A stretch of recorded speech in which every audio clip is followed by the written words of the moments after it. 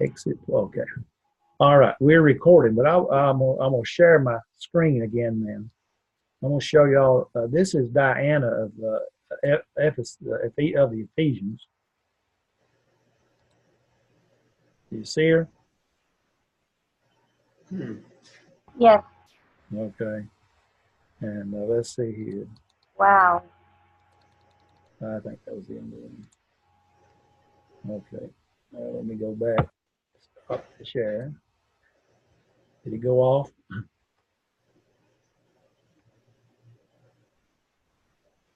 I can see you now. Okay. Okay. Jim's going to be with us later on. Rita and Steve are on their way to Harding College. Their second daughter is graduating this weekend. I don't know, probably tomorrow because they was leaving. And so they most likely. And we're having it class from home. It's a good thing for really me because we had a storm here a while ago. We didn't know it was going to rain and everything, but it did. And have y'all got storms down your way? We do. Oh, yes. I mean, it came a flood here a while ago, but we had gotten down to talk to Diana Artemis from Acts 19. If you want to turn over Acts 19, it's 6:30 now, and we're going to cover what we can. If we get through, we get through. We've covered a lot of material. If I hadn't talked so fast, we would have just stayed probably in one book, and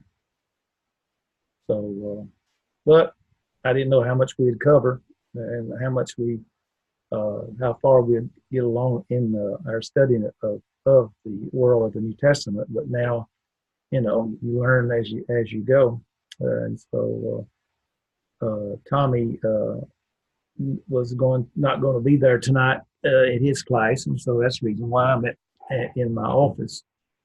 Let's have prayer, then we'll begin. Eternal Father, again, we're thankful for the day, for all the blessings of life. We're mindful, Father, of the school, and we ask our blessings to be with the Piedmont Road congregation and the elders there as they oversee this work. And we're thankful, Father, for all the teachers and instructors, and especially thankful for Brother Decker and all the work he does and our students. We pray, Father, our blessings upon them as they study. We pray, Father, that we always strive to always to be people of thy book, that we're studying and searching scriptures on a daily basis. We're mindful of all those who are sick throughout the world. We pray thy blessings upon them. Be with the families of those who've lost loved ones. May they look to thee for the strength and comfort. Especially pray for Steve and Rita as they travel. We pray, Father, they'll have a safe journey to Harding and also back. There are many others that will be traveling during the summer months, and so we ask thy blessings upon them. Bless the church in every place, and we strive to be of one mind and one spirit as we proclaim thy word throughout the world. And we especially pray for our missionaries and the work that they're doing, and we pray, Father, that thou would protect them and thou would be with them as they preach and teach the gospel, and may they have a free course in those areas and throughout the world. Forgive us of our sins in Jesus' name. Amen. Okay, we've gotten down to Acts 19. We were talking about Acts 19. Basically, we were dealing with Diana. In Acts 19, let's see if I can read without my glasses. Let me try to do it without them. In verse 27 of the Bible, he says,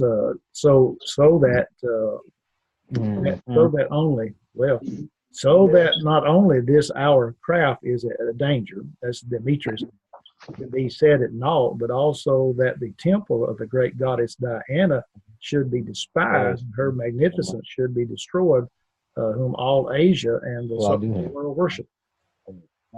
Y'all hear? Two people cash tips. Y'all hear me? Look at you. I can hear you. Okay, Lawrence, we're hearing you talk. That wasn't me that time. Who's with Samsung here? Lawrence, it says. No, I'm not. My name up under me. Okay, who is Samsung SM? Is that mine? Yeah, that was me. I'm sorry. Oh, me who? Tyreek. Oh, how you doing? I'm good. I'm sorry. You're I not always showing, forget to mute the volume when I log in. you're not showing up. Your phone's flickering. There, I see that Samsung's okay, but we're getting ready to start talking about Diana. You got my email in time, didn't you? You didn't start over to Piedmont Road, Tyrone? I guess. Okay. No, I saw the email yesterday. Oh, okay. Well, good. When we think about some of the things that goes on around in some of these cities, like Ephesus and Smyrna and Pergamum, there were those, and we've talked about this. There were those games and festivals they had at how that they would come about entertain worshipers, and so that would be true at Ephesus and Smyrna and Pergamum and some other places. But they were associated with the celebration and that of Artemis or Diana and all the emperor cults. So it's kind of like a time of carnival. I don't know if y'all remember carnivals, but you know, we used to have carnivals that come around throughout the cities, probably 2 or 3 times a year. Then we'd have what we call a big fair, but they also would have carnivals would come by. But the time of the carnival included athletic games at the stadium, plays at the theater, and concerts at the Odom. And of course, they would have the enterprising individuals have always taken advantage of all those opportunities to make a buck, so to speak. And so Demetrius was one of those fellows. And when you read Acts chapter 19, Demetrius there, he was a silversmith, and he crafted small silver models of the temple of Diana, or statues of the goddess, as souvenirs for sale to the crowds who came to the festival, according to verses 24 through 27 of Acts 19. And that's the reason why I read that passage, because he simply said, because Paul is preaching the gospel and people are leaving idolatry, that they were going to lose their trade. And so the temple of Artemis or Diana at Ephesus was really one of the 7 wonders of the ancient world.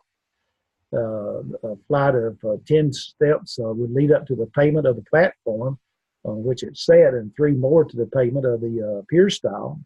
The temple was 180 feet wide, 377 feet long, and the roof was supported by 117 60-foot columns. So we're talking about something real big for the time. The 3 columns were 6 feet in diameter, and 36 of them were sculptured at the base with a life-size figure. And so it's really a scene to be seen. You know, if we do have some pictures of that we could use, and we'll try to use those maybe sometime if we teach on this. So here is Demetrius now at Ephesus, and as he watched this missionary effort of the Apostle Paul, and then he was watching that, but also he saw the success of the gospel. And he says, whom all Asia and the world worship was not an idle claim when he talked about Diana's worship, because it was practiced in nearly all the cities of Asia, especially and more extensively on the Greek mainland in Syria and Gaul and Rome. They worshipped Diana. But Diana of the Ephesians had little in common with classical Roman Diana, or the Greek equivalent, Artemis. She was known as the daughter of Zeus and Leto, and the sister of Apollo, and the moon goddess, and the goddesses of forests, the goddess of forests and groves and hunting. But as worship in Ephesus and elsewhere in Asia Minor and many other of the places all over the Roman Empire, she represented a form of an Asian mother goddess, and the embodiment of female principle, the goddess of fertility in man, beast, and vegetation. And so as the mother goddess figure, she represented more than fertility, also the resurrection, or the eternal return of life to that of the earth. She had become the patroness of maidens of the marriageable age, the helper of women in childbirth. And so she was also the moon goddess, the goddess of wild nature, and the hunter and the fisherman. In the peasant's minds, such a divinity would ensure that his beast and land would be fruitful. And so to the intellectual, she presented the idea of an all-creative mother who sustained the universe. And so we need to remember that Artemis's worship in Asia Minor also became intertwined with that of the veneration of Cybele, which we talked about last week. And so if you go to Revelations 2 and 3, they had a main temple there of Sardis, and who was also dedicated to Artemis. And it measured like 160 by 300 feet and was never really finished. There were all types of stuff that they found when they excavated the excavations of the temple of Artemis, and even the altar of Zeus of Pergama, sometimes called Satan's seat, like in Revelation 2 and verse 13. The foundation was 125 by 115 feet. The altar itself rested on a great horseshoe-shaped platform, 30 feet high. The arms of the horseshoe flanked 28 60-foot steps, which approached the altar on the western side. Just a humongous-looking building. And so they were all connected in many ways in reference to the worship of Artemis, or, and later, as we would say, in reference to Ephesus, in reference to that of Diana. But the claim that Diana, they made this claim that Diana image, Acts 19:35 says, fell down from Zeus. So it helps to confirm the belief of many of that.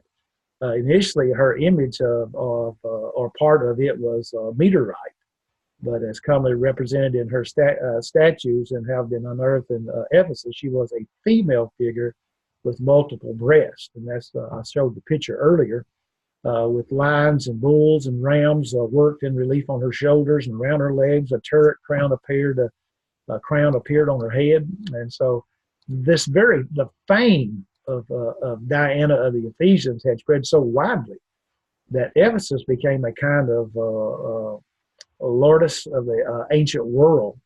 It was the foremost cult center of all. And so that's the thing, that when we are preaching on the conversion of the Ephesians, we need to stop and say, well, here's some background information. Here's what was going on in Ephesus. You can give the Artemis and also the influence of Diana in other places, but when you talk about Ephesus, it was the foremost place, cult center. The city was the temple keeper of the great Artemis, Acts 19:35, a title granted by the Romans, usually in connection with the imperial cult. And so apparently Ephesus was a temple keeper of both the emperor and Artemis. So the temple properties of Diana at Ephesus would include quarries and pastures and salt pans and fisheries and extensive estates. And so it was an overwhelming type thing. And we would find that people would obey the gospel, and what they did there, they obeyed the gospel, and the church did very well, in Acts 19, and later when Paul wrote to them the Ephesian epistle, making reference to talking a lot about that of the church. And so there were eunuch priests and larger numbers of female slaves that served the temple of Diana. They do not appear to have what they would call temple prostitutes, as was some of the other cults had that.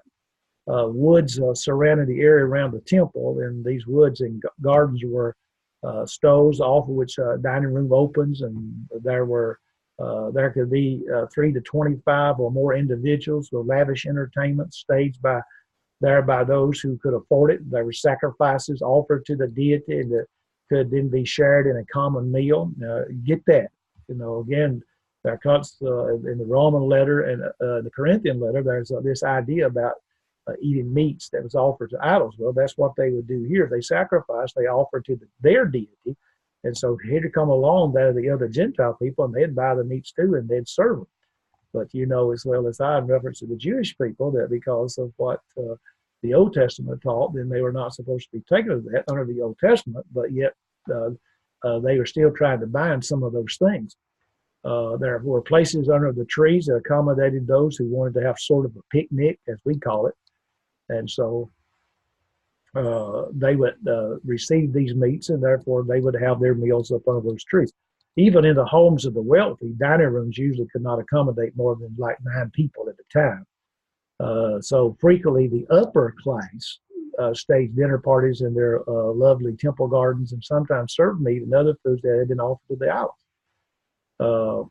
Often at wedding celebrations, and the Bible doesn't talk to us a lot about wedding celebrations and dinners.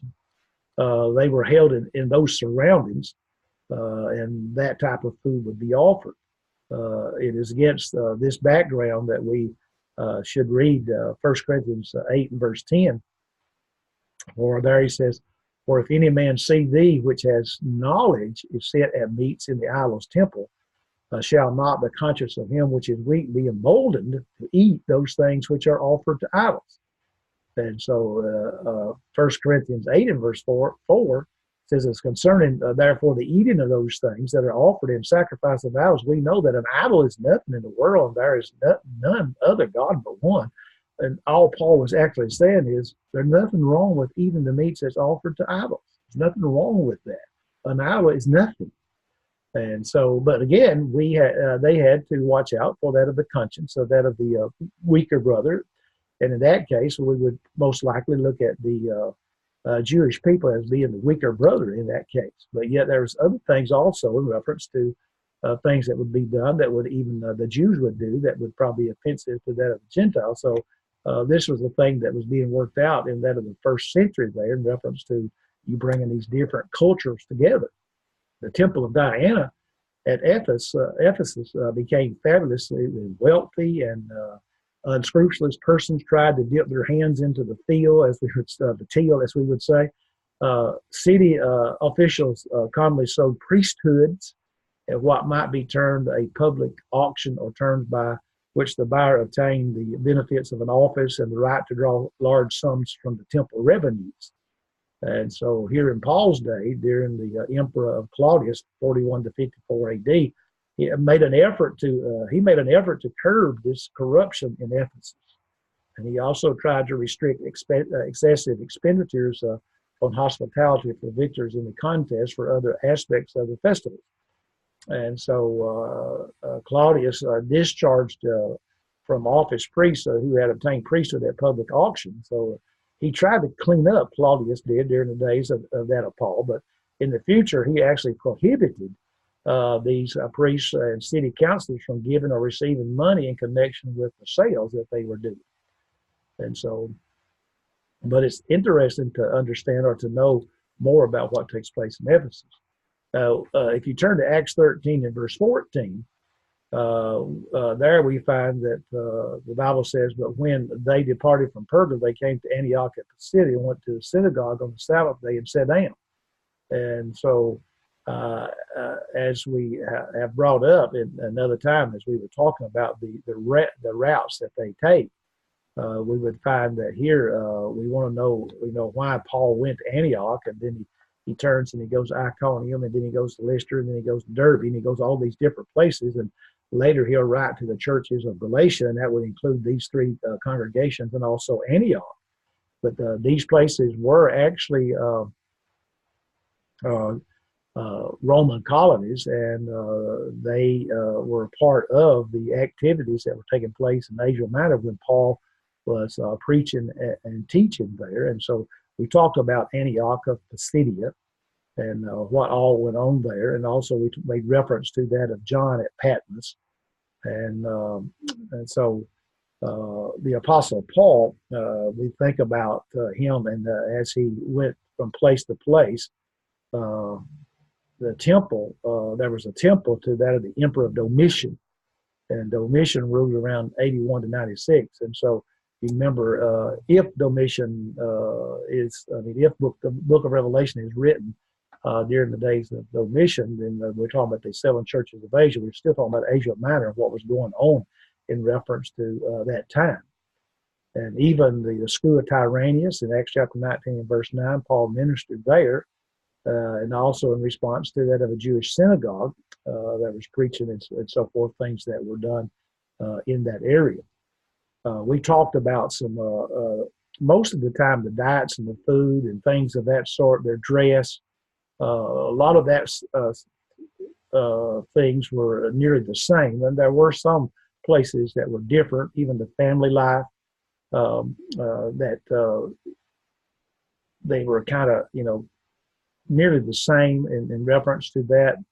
Now, education was a different thing, even the social conduct and their villages that they had, their cities, all types of different works that they would have in that of Asia Minor. And it was, and we brought this out, I think it was last week, in reference to the education, the medical education, and that they had in those areas of Asia Minor. When we turn further, going back to Acts chapter 16, verses 9 and 10, you recall that Paul has the vision. And in reference to that, a vision appeared to Paul in the night. And so there stood a man of Macedonia and prayed him, saying, "Come over to Macedonia and help us." And so we would find, it says, after he had seen the vision, immediately we endeavored to go into Macedonia, surely gathering that the Lord had called us for to preach the gospel unto them. So that's where he really wanted to go. So, maybe to make it personal, what would we, how would we react if, we were in our congregation on the Lord's Day and we have a visiting evangelist, missionary, and he were to come up and say, last night in a vision, I saw and heard a man from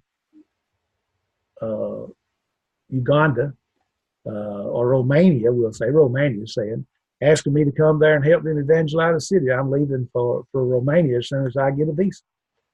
And so we all probably might wonder, well, what did he have for dinner the night before? And so you most certainly would want to encourage him to, you really need to think this thing through about going to Romania. Yet the Bible reports that something very similar happened to the Apostle Paul.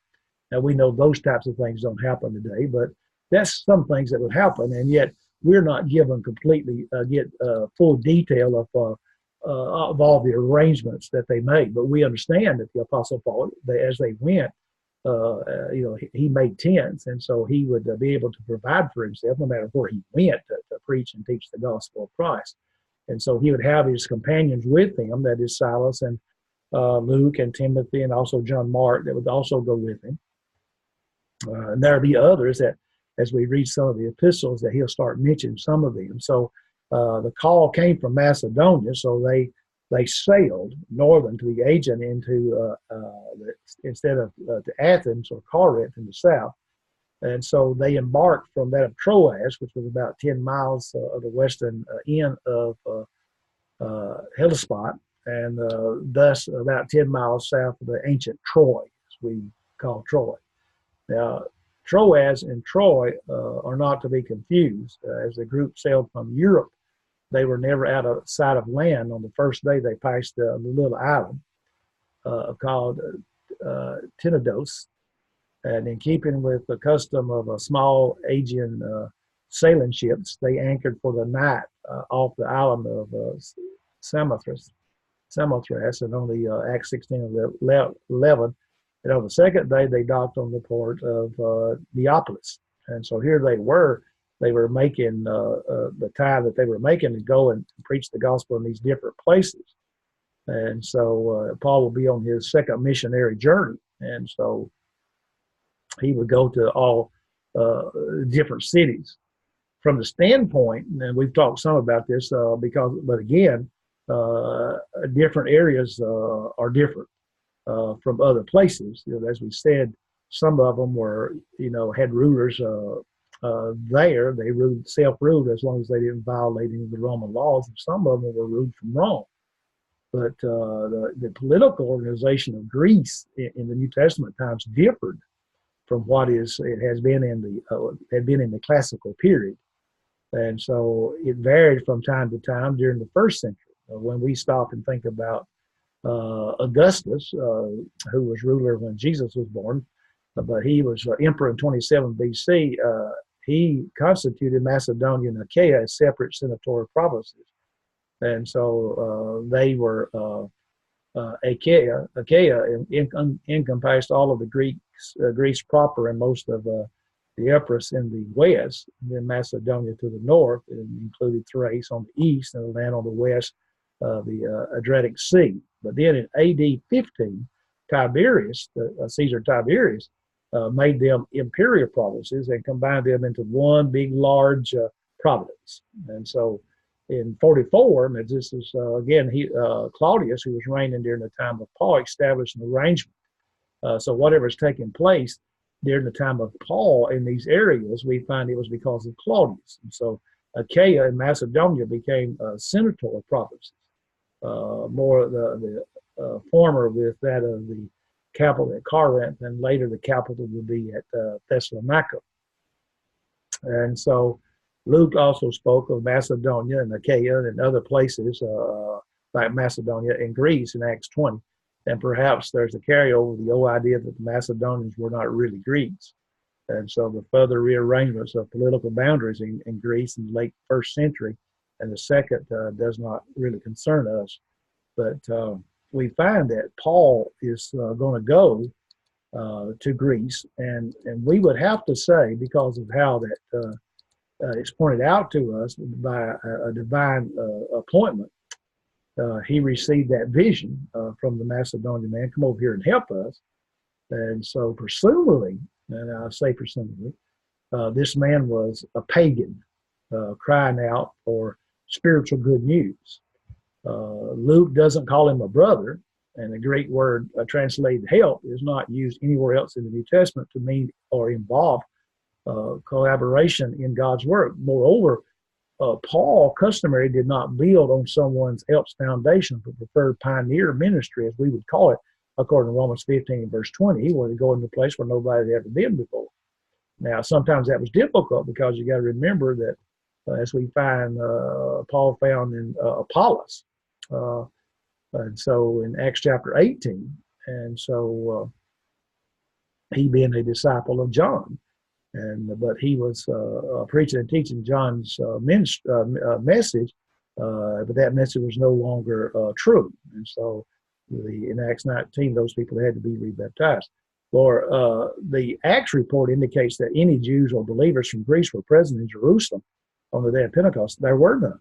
And so the call for us to preach the gospel to them fits with the idea that the call for help did not come from a Christian who wanted help. And so then the man from Macedonia was not Luke, as sometimes people try to suggest that's Luke, calling for Paul and them to come on over there because he was already there. And so he had this Macedonia call, and so they went into that area. We've talked about the mountains and some places like that, but I want you to make the point in reference to that of Greece and Europe, a stronghold of Satan, as we stop and think about that. Greece and the rest of Europe may properly be spoken of as a stronghold, or as we would say, the grip of Satan, the ruler of this world, John 12 and verse 31, and also John 14 and verse 30. This prince resisted the invasion of his territory and fought Paul wherever he went. And that is, we're talking about Satan in reference to that. And so as his added thought, when Satan offered Jesus all the kingdoms of the world, the great temptations, Matthew 4, 8, and 9, he was making a legitimate offer. He actually does control, had some control in some miraculous works that he could actually do. And so we would find that that there was a stronghold in reference to that of Satan, because you look at all the idolatry and all the other things that were going on. And so the gospel needed to be preached in those areas. We also talked some about the rivers and the seas that surrounded all these different places that we've looked at, the cities, and even we talked about some of the climate. I think we made reference to that the rainy season. There are actually two seasons, rainy or winter, which is October to April, and day or summer, May to September. And so the winters are rather boisterous, but not devoid of sunshine. And so rainfall is fairly heavy during that time. And they even had that of natural resources and in the areas of Greece, and especially when we think about the significant areas of that of Greece, like Macedonia. And so in northern Greece, as we look at Greece, laid Macedonia. And since its boundaries varied over the centuries, and since during much of the country's history, the exact boundaries are not known. So it's hard to describe the exact size. The kingdom was, however, also located on the northeast corner of that of the Aegean Sea. And Pella, which was 24 miles north of northwest, that is, Thessalonica was its capital during 140 BC and onward. Under Philip II, that was in 359 to 336 BC, Macedonia came to include Thrace and to dominate all of Greece. And so even Alexander the Great conquered the entire Persian Empire. So the boundaries of this province of Macedonia, in which Paul ministered, had been quite well fixed, even though they stretched from a point to near the Nestos River in eastern Greece to the Adriatic, approximately the latitude of Tyrrhenia, and which is the modern capital of Albania, then south to the northern border of Epirus. So Macedonia is very mountainous, and so, but there were fertile plains there. The fertility of those plains had enabled the Greeks to export wheat during recent years, and so a considerable achievement for such a place, especially a rocky place. Then you had Attica extending into the Aegean from the Boeotia is the peninsula of Attica, and though very significant for the history of the civilization, this small territory comprised only about 1,000 square miles, and it's approximately the size of Rhode Island. And so it was there. Then Athens gradually became the true center, though, of life for most of those areas. And so there's a different, that even in the governments that they had, if in Acts chapter 18, verses 12 and 13, it talks about Gallio, was proconsul of Achaia. And the Jews with one accord rose up against Paul and brought him to the judgment seat. If you recall, the fellows, he says, this fellow persuades men to worship God and contrary to the law. And so it caused a lot of problems. And so the proconsul of Gallio, and that's one of the biblical archaeology finds that has really helped us to, as we said before, to date things of the New Testament. And so there's Paul would go on to, as we looked earlier, talked about, he went on to Philippi and then also to Thessalonica to preach and teach the word there.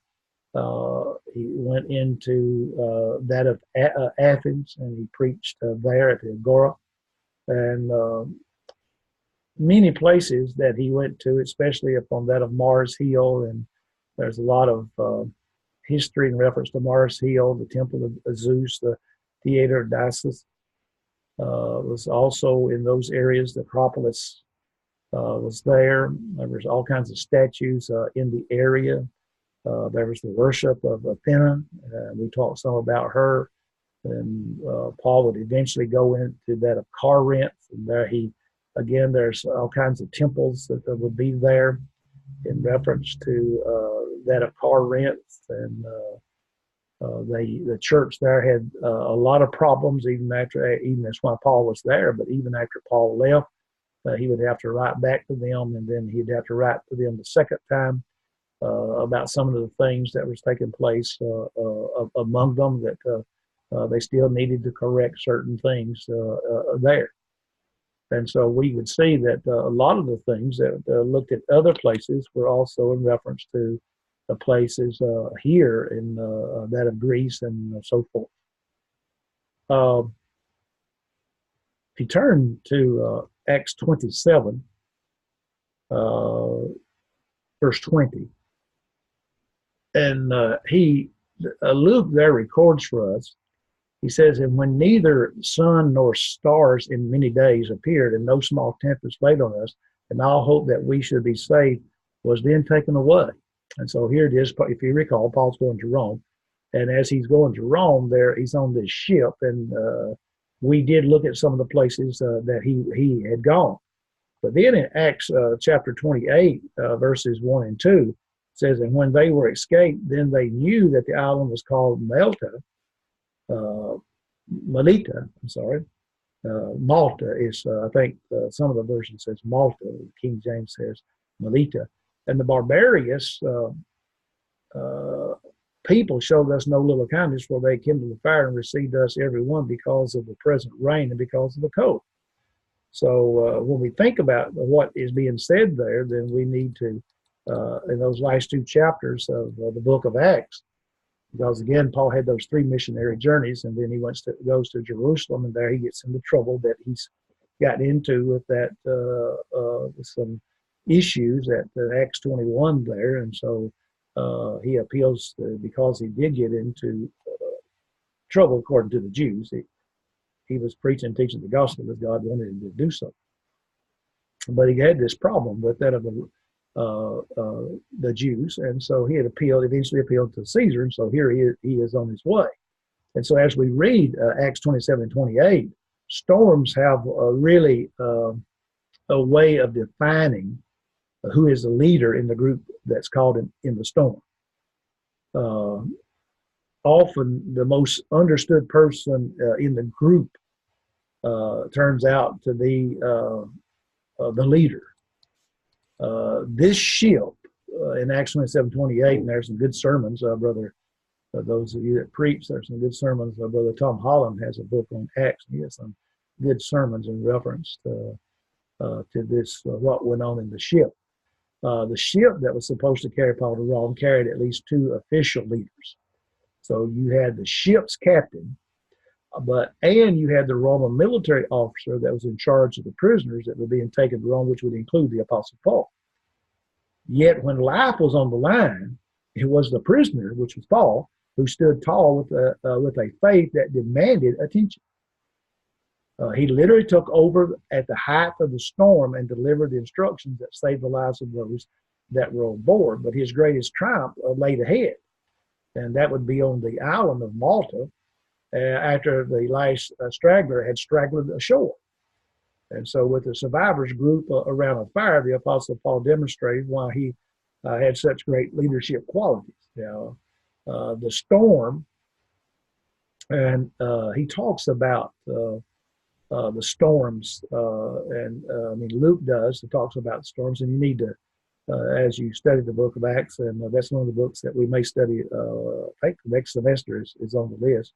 I'm not really sure if it's going to be taught, but if it is, once you get to Acts 27 and 28, they'll talk more about the type of weather in reference to taking place as they were traveling by the ship and so on.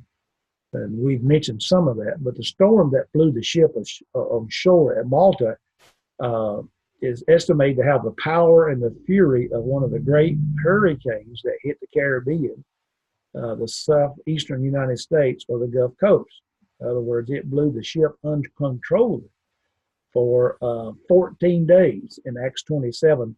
And in verse 27, we find that Luke records, but when the 14th night was come, as we were driven up and down in Adria, about midnight, the shipmen deemed that they drew near to some country.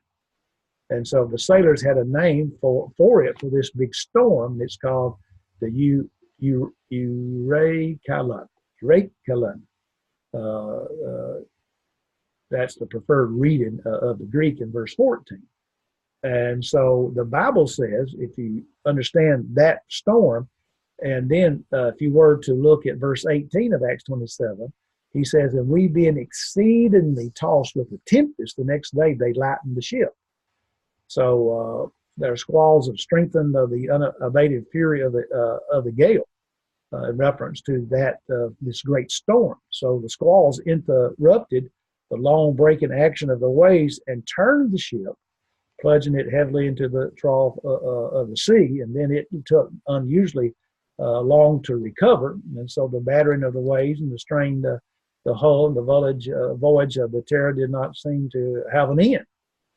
And so after 2 weeks, the crew sensed that they were nearing land, and so they took surroundings at 20 fathoms. That's around 120 feet, 6 foot of fathom, and 15 fathoms, 90 feet. And so at daybreak, they decided to beach the ship to avoid being dashed against the rocks somewhere. And so they began to throw out all that cargo of wheat to lighten the ship and make it float higher on the water. And then they cut the ropes to the anchors, hoisting the mainsail that they might feel made full tip for shore. And so they ran aground. The ship broke up, but the entire crew and the prisoners and all other passengers, 276 in all, were saved. They made it safely to the shore. And we remember in Acts 27, 24, and 25 that the Apostle Paul said, as he spoke to the captain, he says, "Fear not." God spoke to Paul and said, "Fear not, Paul, thou must be brought before Caesar, and lo, God hath given thee all them that sail with thee. Wherefore, sirs, be of good cheer, for I believe God that it shall be even as it was told me."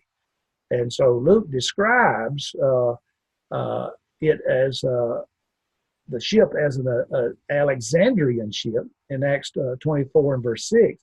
He says, "And there the centurion found a ship of Alexandria sailing into Egypt, and he put us therein." And so one of the ships of the first of the fleet that carried wheat from Egypt to Italy. And so such ships commonly were about 180 feet long, 45 foot wide, and about 40 feet deep, with an estimation of 1,200 tons. And so when you look at the maps in reference to how they traveled, this crew did not recognize the land. And maybe it could have been as, the weather conditions, and partly from the fact that the ships putting in at Malta normally docked at the southeast end of the island, another island in the bay there. And evidently they had landed in the northwest part of the island, not the same place as they usually would go.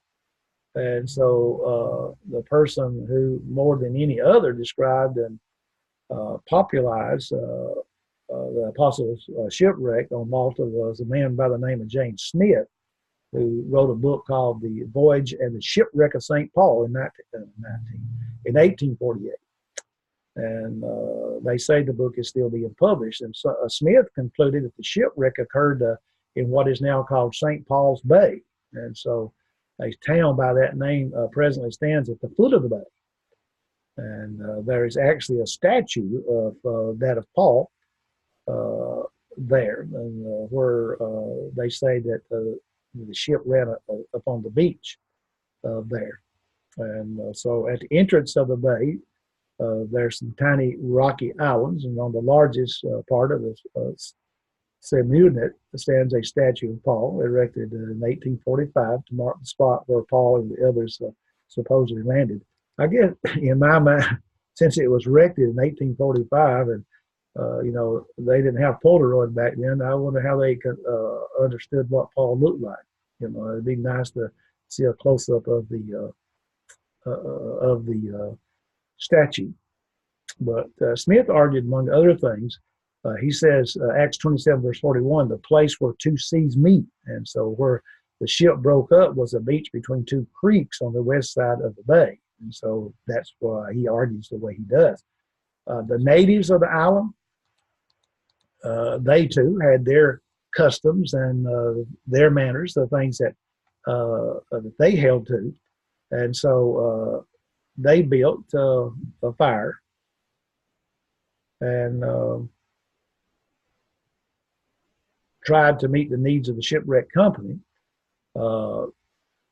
Publius, the chief man or the magistrate of the island, lived on the estate, Acts 28 and verse 7, and extended further courtesies. And in part, he probably did so because of the inclination to show kindness, and in part because he was dealing with a Roman centurion and his guard and his prisoners who were their own official business. And so it's my understanding that today there is a church building that stands on the supposed site of Publius's house there. And actually, the meaning of the name of it means St. Paul welcomed. So the shipwreck, over time, some have questioned like Smith's conclusions in his book, but though they're generally accepted today. But some question does not concern whether Malta is the place where the ship ran aground, but whether Smith has found the exact spot. So as a matter of fact, for centuries, people have associated the shipwreck with the bay that now bears Paul's name, but not the western part of the bay where Smith thought it occurred. There's a man by the name of George H. Musgrave, and is one of those who questioned Smith's conclusion. And so he raised the point about the real meaning of Acts 27 in verse 1 or 41, where it says, and fallen into a place where two seas meet.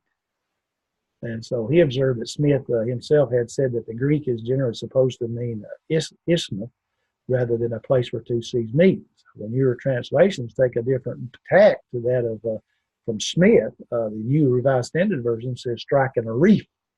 The CEV says ran aground on a sandbank.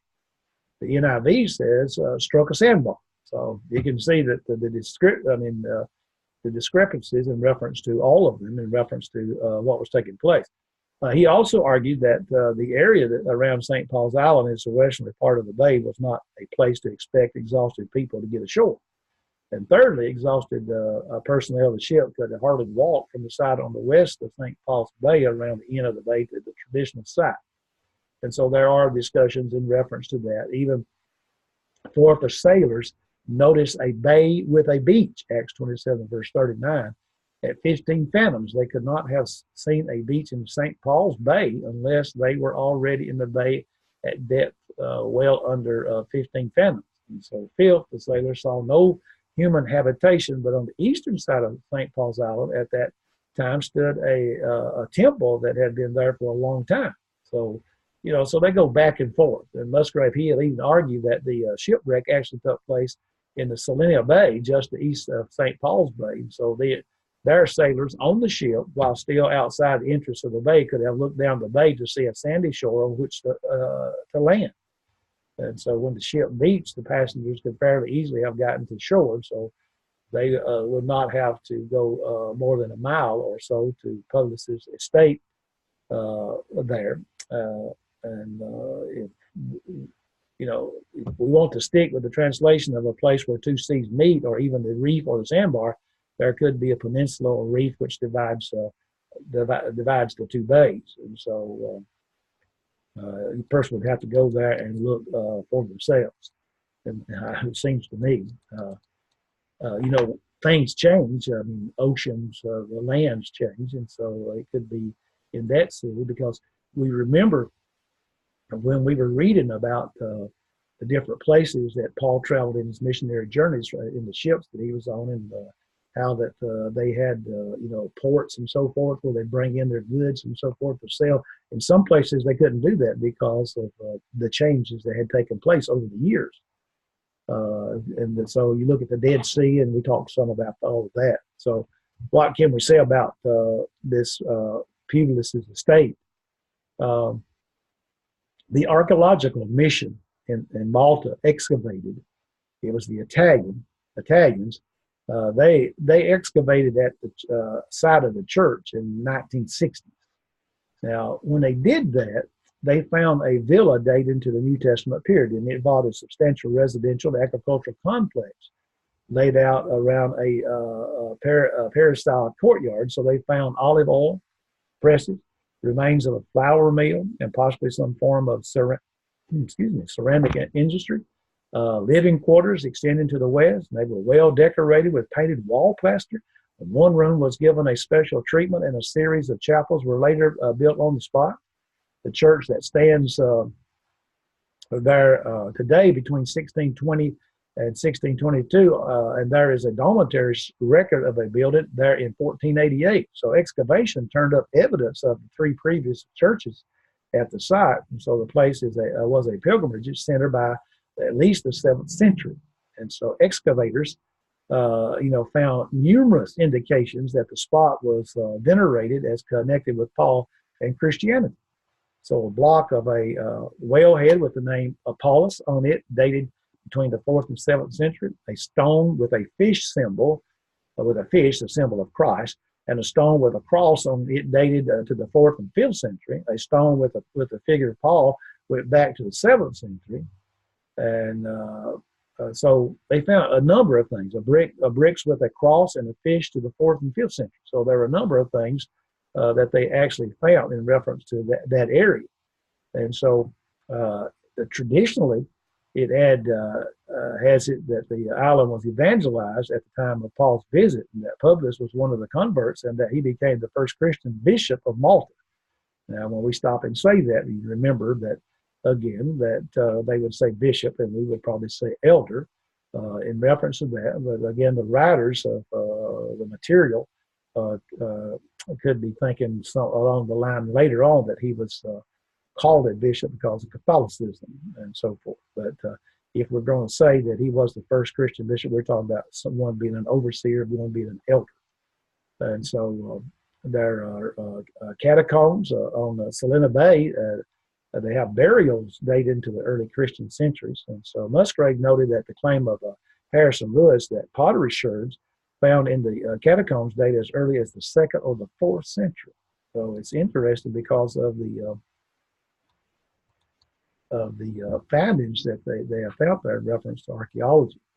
Malta is an arid, rocky island. It's a little over 17 miles long and 9 miles wide and 60 miles in circumference. It is the chief island of the Maltese group, which also includes Gozo and the Comino Islands. The 3 islands together total 122 square miles, approximately 1/10 the size, as we would say, of Rhode Island.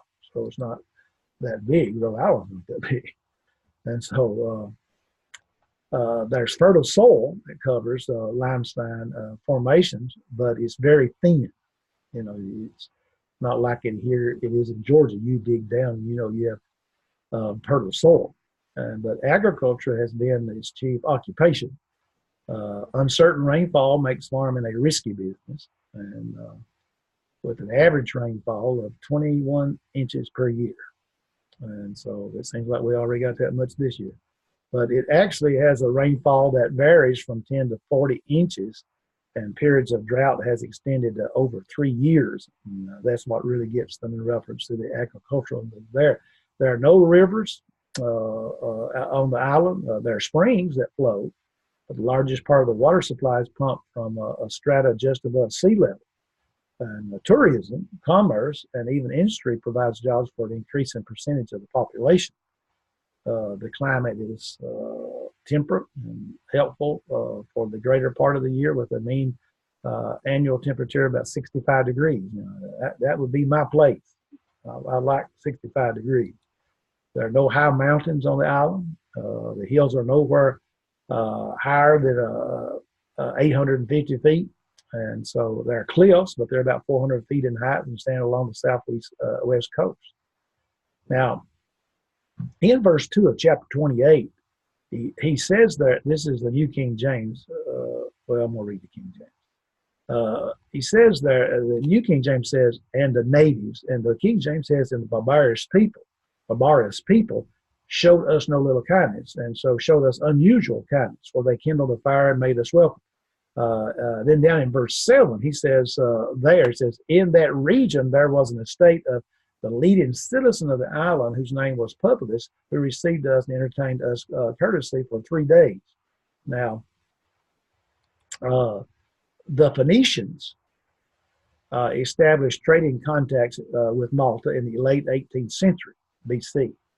Carthage, a Phoenician colony, took control of the Phoenician commercial activity in the West in the mid-6th century, and gradually established control over Malta. And so then when Carthage fought Rome in a series of conflicts known as the Punic Wars, the colony of Malta was a target of Roman expansion. Rome sacked the island about 250 BC during the First Punic War, and annexed it in 218 BC during the Second Punic War.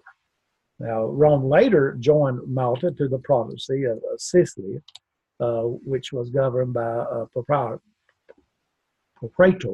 from 122 BC to a senatorial province in 27 BC. And so they had that type of a government in reference to Malta. The religion there, Malta, is something of an archaeological paradise. There are ruins of several shrines or temples going all the way back to 500 BC. Now, this is the way they're dating. And so, but what they find there has contributed a number of things. During the New Testament period, the Maltese practiced Phoenician religion along the side of the Greek Roman cults. And so they had a celebrated temple of Juno, queen of the gods, as well as Apollo and Persephone, Gore, daughter of Demeter, the protector of marriage. And then also they had the temple of Hercules. Seems also to have involved the worship of the Phoenician deity Melkart. And it was located near the old harbor, as many chances they find things there. But the sanctuary of Tasleg in the southeastern part of the island was, or is believed, almost certain to be that of Juno, and it was praised as world famous by the orator Cicero. And here the Maltese extended the old temple of Astarte, identified with Juno on a lavish scale. So the new complex had a monumental portico and a fine mosaic pavement. It seems to have been abandoned in the 2nd century, and a Christian monastery was later built on that site. But that's the type of religion that was on there, on the island. But then it turns to that of the warfare, and I'm going to continue. If y'all need to take a break, I'm going to let you take a break. I'm going to continue till I get through with Malta, and we're going to stop, and we'll be through. And so we'll be leaving early, as I would say. But the New Testament period, when we think about all that Rome is doing, and we mention a lot about Rome because just about every time we talk about one of the cities, we have to mention Rome because Rome is in charge here in the New Testament world. But the Roman power not only protected the empire, but also the Roman power would keep everything in line. We are told that there were no troops stationed in Malta, and there were just a few police who maintained order. Now, again, we have to make sure we understand that if they got out of line, that Rome would send soldiers, because that's what they would do. The Navy actually helped to guarantee the peace and security of Malta. Augustus, he had won, the battles, and he had created and organized and equipped a navy. And so on Misnum, the cape that stands at the northern arc of the Bay of Naples, he established the headquarters for his main fleet. So here was a force of about 10,000 men and over 50 large ships, plus a variety of smaller ones.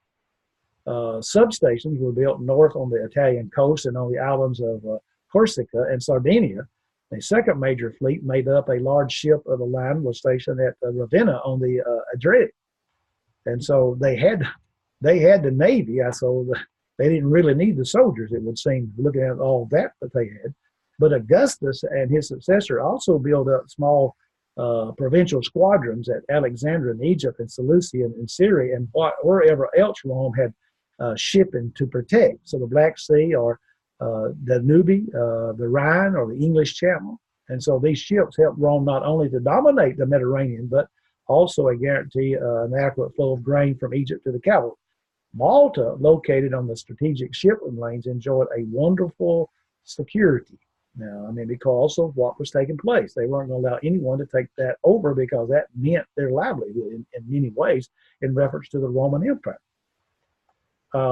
Again, we talked about every one of the cities we talked about the people's housing and their furniture. And again, their housing was Hellenistic in style. The house had a central courtyard surrounded by 16 columns and things of that sort. The floors, the courtyard, and peristyle, and the surrounding rooms, one which must have been a dining room, were decorated with mosaics and so on, just like most of the other places that we looked at. The walls of the houses were plastered and also painted, and so that would mean that they'd have to have the paint, the dyes, and all that kind of stuff that they would have in reference to commerce.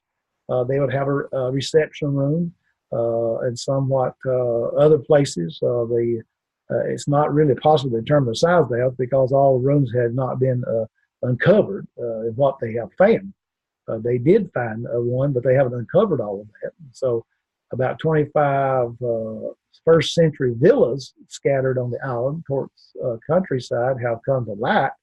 And but these tend to be like farmsteads attached to large country estates, not designed as residence only. And so part of the building, usually much of the first floor, was clearly intended for agricultural activities such as processing olive oil or for the production of cloth. And rooms all open off into the courtyards. A stairway led to the second floor, where most of the family rooms were located. And so the house connected with the church at San Paul, Milton, is of that type. It's that type of a building. And so these houses had cistern for a collection of water, usually under the central courtyard in the land with slim water resources. And so the houses of the poor town dwellers and farmers had not been well preserved, and so we can't say much about them specifically. Furniture, though, was was sparse by our standards. They had a few tables and chairs and beds and chests for storages, and that's about all they had. And so, since most of the houses were of a typical Roman variety, comments on Roman houses and furniture that we've already looked at would also apply. Then their eating habits, their agricultural system, mainly focused on the production of wheat, barley, and olives and grape. And the stone was stony and precipitation minimal. So all through history, we would find terracing with the building of stone fences, and stone gathered from the fields had been common to prevent that of erosions. And so a few across the countryside of Malta today, probably as much as the same as the New Testament times. Their diet it was poultry and fish, sheep and goats. Were there. They provided milk and butter for food, and wool and goat hair for clothing and industry. They had cattle, was not plentiful as sheep and goats, but they did have some of those.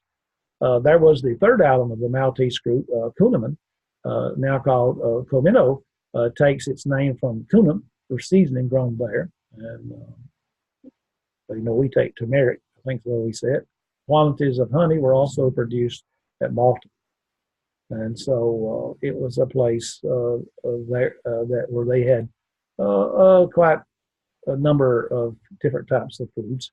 Their dress was basically, since they've been Roman citizens 100 years by the time the Apostle Paul arrived, that simply meant that men could wear the toga and the women would the stola whenever they went out in public. But as we noted earlier, the average citizen engaged in daily tasks normally did not wear clothing that was a badge of citizenship. They just did not do that. Farmers and stonecutters and manual laborers did not.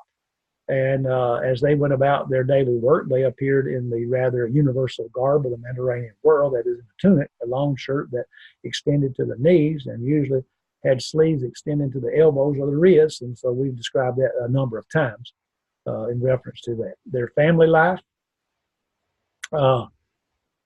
If the Maltese received Roman citizenship in April of 44 BC under the province of Cilicia, as a whole did, Malta must have become quite Romanized by AD 60 when Paul arrived. Now, Romanization no doubt occurred even if Roman citizenship was not granted to the island so early. So through the Phoenician ways of doing things, continuing to a degree, as indicated by the reference to the barbarians in Acts 28 verse 2, Roman ways no doubt predominated. Since that is the proper case, it seems really we've talked about the family life. It's basically the same as other places. Now, again, in every place that we talked about their work, their travel, and their commerce. So they were flourishing. The islands were near the New Testament times, as we said. They had became famous for the production of fine textiles and excellent sailcloth, because boats and so forth. And not only that, you have to remember again, they had the Navy there. In fact, Malta had emperor-wide fame for skill in manufacturing women's dresses and soft cushions made of Maltese fabrics. These were especially demanded in Rome, and of course, some of this fabric was made of wool, but sources speak of a kind of Maltese linen, widely believed to have actually been cotton. It appears that not much linen could have been produced because processing linen requires more water than Malta had available. Have you noticed, the fellow who sells the My Pillow, how that he's now has sheets made out of this cotton from Egypt and so forth? So it might be cotton. So the textile industry there, though, centered in Syracuse, Sicily, centered in Syracuse, through this market passed most of the delicate fabrics of adjacent Malta. There was really only 50 miles south of Cilicia. And in fact, production houses of Syracuse sometimes had Maltese weavers working for them. Some people worked as stone cutters and in the building trade. Geographically, Malta consisted of upper coralline limestone and lower coralline limestone with different types of limestone and clay in between. And so some of the limestone was soft and easily quarried and hardened on exposure to the atmosphere. So the beautiful buildings of Malta are generally built of this limestone. Most of the Maltese worked in agriculture in New Testament times. Outside the two Roman towns, Marietta on Malta and Caudos on Gozo, the population was largely spread over the countryside, and there they would raise their sheep and their cattle. Not a lot of cattle, wheat and barley and olives, and they produced honey. And so, shipping interest in Syracuse was probably largely responsible for transporting goods into and out of Malta.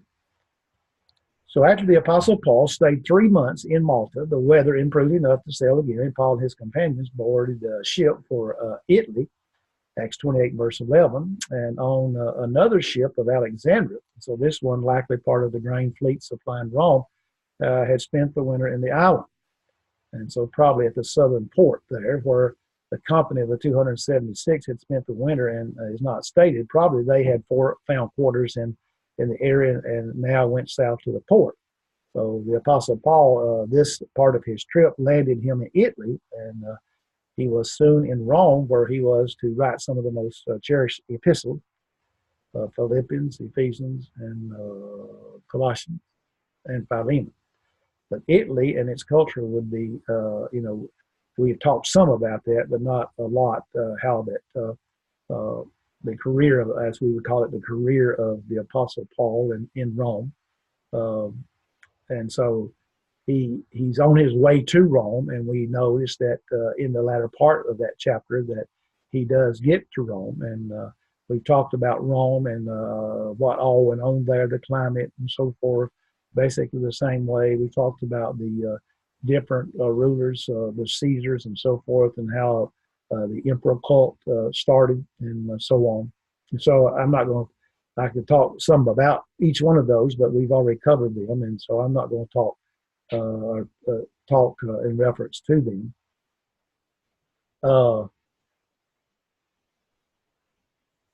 Let's see, there was something other that there are some pictures, and I would encourage you to go and look about the Caesars and so forth, and you can look at those pictures on the internet. We'll conclude with this. It's interesting to me. As we say many times when we're doing something other and somebody's getting on to us, we'll say, well, Rome wasn't built in a day.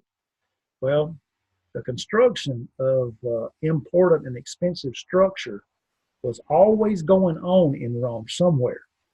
And so it's about like I was working on I-75, you know, and 285 and 20 and 85 and 575 and 675, all them fives. But much of that was going on in Rome was what the emperor initiated. And periodically, the emperor sent aid to a city stricken by an earthquake or some other catastrophe to enable massive reconstruction. And so then the question comes up, you know, because he does that, and it's kind of recorded in history. Where did he get all that money? And from the time that Augusta took Egypt in 30 BC and added it to the Roman Empire, that province became the personal possession of the emperor. So he kept control of it so he would have adequate grain supplies for his troops and for that of the city of Rome. Now, whatever taxes he levied there, he could spend as he wished. It was his. So that in several provinces around the empire, the emperor controlled the mines, the forests, and all the other wealth that had belonged to the rulers there before Rome took over. So, of course, the individuals, the cities, and the province, they wanted something from the emperor. And so he was always making gifts to influence. They were always giving him gifts to try to influence him. So all of this was addition to the taxes and tribute levied on the provinces. So there was always cash for a pet project. So then, of course, cities and provinces sometimes launched building projects on their own. But mainly we would find during that time the building of Rome that it was because of the emperor. Okay, it is 7:40, and so that gives you extra time. Any questions? Or are y'all asleep? Y'all must be asleep. Not yet. You getting there? Well, we've covered a lot of things, and some of the things, like I said, when you cover the cities, they're going to go through the same process, or the writers of the materials that I saw, they all go through the same process. They just simply tell the differences in those places. And so we've seen the customs, we've seen the manners, and yet it should, as you said in your sermon, help us to understand the Bible better, or the Bible times better. And so it has been a good course. It has been a good course for me. I enjoyed reading all the things I had to read and so forth. So to learn about those. Any questions, Rebecca? He going to sleep? Nope. Yeah, I'm still here. Tyrone must have left us. I don't see him there anymore. And Brother Jim never joined us. Brother Jim had what do you call it, graduation tonight. So that's the reason he's not with us. No, there's Tyrone. He got his thing on. So I appreciated all of you taking the course, and I hope that you've learned some things that will help you in your work as a preacher and as a teacher in your classrooms. I would encourage you, if you bought the book, to read it. There are other books on custom and manners, and I think Nelson has one. And so they would be good to have, because it's good to have commentaries, and commentaries sometimes talks about some of the customs and so forth, some of the things we have in their commentaries, but not like we have in their reference to all the different things. We offer, of course, if you recall, on geography, and yet in all those cities that we looked about in reference to the New Testament, where we've talked some about geography also, and also we have the course on biblical archaeology. Both of those are combined, biblical archaeology and geography. It's, let's see, let me think here, 18 hours of each of those, and so you have an opportunity to take those courses, then you pick up some of the same things. A lot of the geography is and biblical archaeology is on the Old Testament, so you picked up geography here in the New Testament world. I hope and pray that it helps you. Hope you'll be encouraged to continue your study at the Georgia School of Preaching. If you were there Saturday, like Lawrence and Jerome Watts, we see that things are changing for the school, and some of the courses are changing, and that's for the betterment of you who want to continue your education maybe somewhere else. That's what I did at Memphis School of Preaching. I went on from Memphis School of Preaching to go work in a graduate school, and so you can do the very same thing by attending Georgia School of Preaching. And so we appreciate you and hope maybe that you'll take courses at the next semester, which begins whenever it begins. I'm not really sure yet. And so you'll be receiving something from the school. I appreciate your input. Appreciate you listening to me and as I talk real fast and gone through a lot of the things that we've gone through. God bless you.